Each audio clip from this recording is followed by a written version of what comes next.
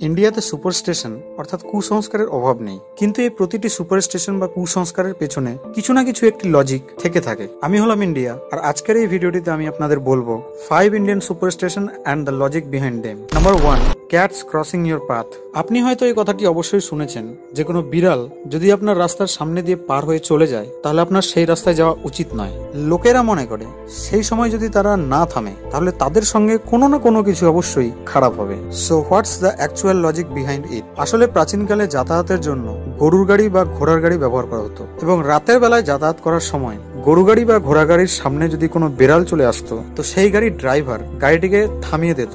এতে গরু বা ঘোড়ারা ভয় পেয়ে যেত, কারণ রাতের বেলায় বিড়ালের চোখ জলজল করে, আর যাতে গাড়িটি ডিসব্যালেন্স না হয়ে যায় তার জন্য গাড়ির ড্রাইভার সেই গাড়িটিকে থামিয়ে দিত।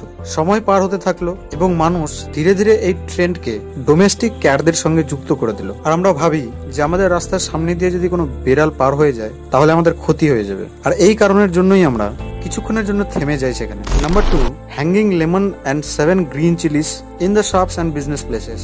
সুপার স্টেশন বা কুসংস্কার এই বলে যে অলক্ষী নামে একটি দেবী রয়েছে যার প্রকোপ শপকিপার্স এবং বিজনেসম্যানদের উপর পড়ে, এবং সাথে সাথে অলক্ষী টক এবং ঝাল জিনিস খুব পছন্দের। আর এই কারণের জন্যই শপকিপার অর্থাৎ দোকানদার এবং বিজনেসম্যানরা তাদের দোকানের সামনে লেবু এবং লঙ্কা সুতো দিয়ে বেঁধে ঝুলিয়ে রাখে, যাতে অলক্ষী নামে সেই দেবী আসলে তাদের দোকানের কোনো ক্ষতি না করে সেই লেবু এবং লঙ্কাকে খেয়ে যেন চলে যায়। এটি তো হলো ওল্ড বিলিভস অর্থাৎ পুরনো বিশ্বাস, কিন্তু এর পেছনে থাকা সায়েন্টিফিক লজিককে কি আপনি জানেন? তাহলে শুনুন। যে কটন থ্রেড দিয়ে লেবু এবং লঙ্কাকে বাঁধা হয় সেই কটন থ্রেড বা সুতোটি লেবু এবং লঙ্কার মধ্যে থাকা অ্যাসিডকে শুষে নেয় এবং কেমিক্যাল রিয়াকশনের মাধ্যমে এমন এক ধরনের পেস্টিসাইড তৈরি করে যা পোকামাকড়দের দূরে রাখতে সাহায্য করে। তাহলে এই অলক্ষী হলো সেই ইনসেক্টসরা যারা দোকানে ঢুকে দোকানের জিনিসপত্রগুলিকে খেয়ে ফেলতো।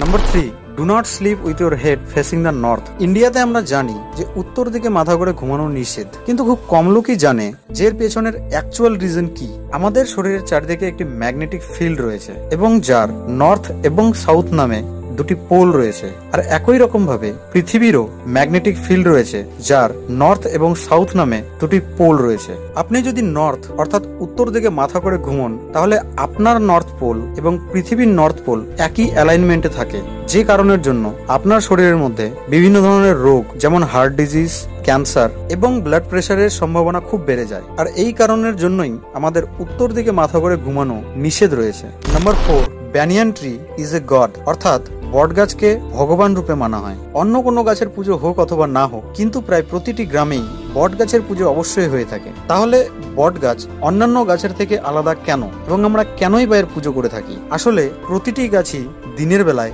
ফটোসিনথেসিসের মাধ্যমে কার্বন ডাই অক্সাইডকে ইনহেল করে এবং অক্সিজেনকে রিলিজ করে, আর এই কারণের জন্যই পরিবেশের মধ্যে অক্সিজেন এবং কার্বন ডাই অক্সাইডের মাত্রা ব্যালেন্স হয়। কিন্তু রাতের বেলা এই ঘটনাটির ঠিক বিপরীত ঘটনা ঘটে, অর্থাৎ গাছেরা অক্সিজেনকে ইনহেল করে এবং কার্বন ডাই অক্সাইডকে এক্সেল করে।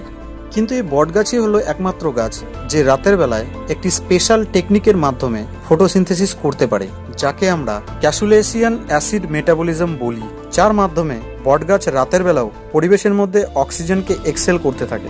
এছাড়াও বটগাছ পৃথিবীর সবথেকে বেশি অক্সিজেন প্রদানকারী গাছের মধ্যেও পড়ে, এবং সঙ্গে এর পাতাকে আয়ুর্বেদিক মেডিসিন হিসেবেও ব্যবহার করা হয়, আর এই কারণের জন্যই আমরা বটগাছকে ভগবান হিসেবে মানি। Number 5, eat curd and sugar before going out.